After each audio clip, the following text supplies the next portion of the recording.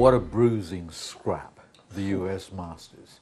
I mean, it was like a bunch of heavyweights slugging it out. It brought back memories of, Muhammad Ali and Joe Frazier.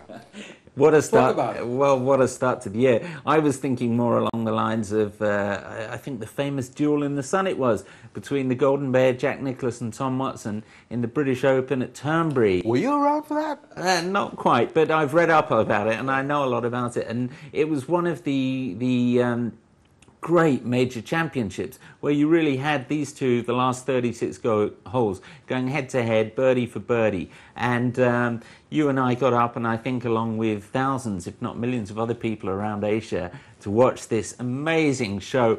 And, to have the Tiger-Mickelson pairing on the last day, I think many people had predicted they would be right at the top of the leaderboard. As we know, they went into the last round, 7 shots off the lead. I mean, really written off, 15 players in front of them. You don't expect they can come back to that.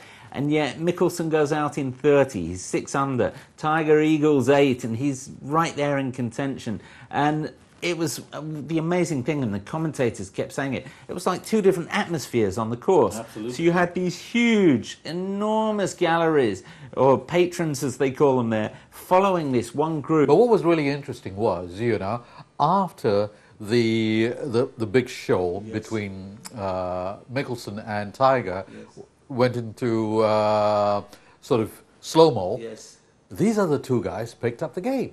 Yeah, well, it was almost as if they were waiting for Tiger and Mickelson to clear the way and then go back into the spotlight. And as we know, both Tiger and Mickelson just came up short. I mean, Mickelson, wow, he's going to look back and he's going to rue the 12th hole, the par 3, where he just hit one really bad shot, his tee shot in the water, doubled it. He hit one of the shots of the week, his approach to 15 over the water, and he had a 4-footer for eagle, and he didn't even hit the hole with that. He missed a short one for birdie at 17. So you dropped 4 shots there on the back 9, and he'd have been right there. As we know, in the end, it came down to the 3 of them, Kenny Perry, Chad Campbell, and Angel Cabrera. And the drama, the tension, great stories around all of them, and it was hard to know who to cheer for. But I tell you what really got my attention was to see 2 paunchy guys, battling the tournament. He's a finely tuned athlete. What do you mean finely tuned? One guy has a belly, just hanging out of his belt, Hey, Angel's given up smoking. He's cut back on the drinking. I mean, he's fitter now than he's ever been. And I must say, Augusta, the hills on that course, you've got to be fit. And, it's interesting. We were debating it on the way to the studio. Did Perry just crumble? Or I suspect there was a degree of serious fatigue, tiredness. Here's this guy, 48 years old, going on 49. He's bidding to be the eldest major champion ever in the history of the game. Quite astonishing, and probably the toughest course to do that on. And he was perfect for 16 holes. We thought he was going to do it. We nearly had that hole-in-one at the 16th. And you thought, that's it, tap-in birdie, 2-shot lead. Hadn't dropped a shot all day. And then partly mentally, I think, the pressure, partly physically, the fatigue. He bogeyed the last 2. And again, as we said, I think when Cabrera made that brilliant putt on the first playoff hole, where he had no right to, where he was in the trees and how he recovered from that. Right.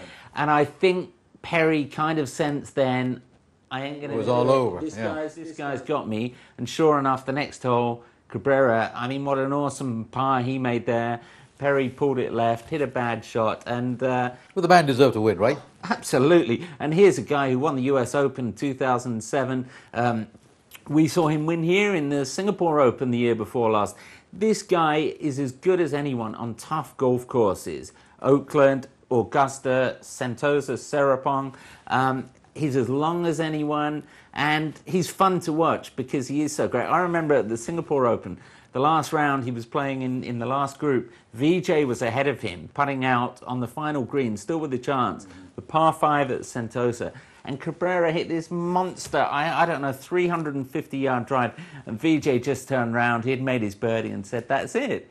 Cabrera had a 6-iron in, everyone else laying up or hitting woods or hybrids in, and that's how good this guy is. And look, he's halfway to a Grand Slam now, first Argentinian to win the US Masters, wonderful story, and I wouldn't be surprised we see him go on and win more majors.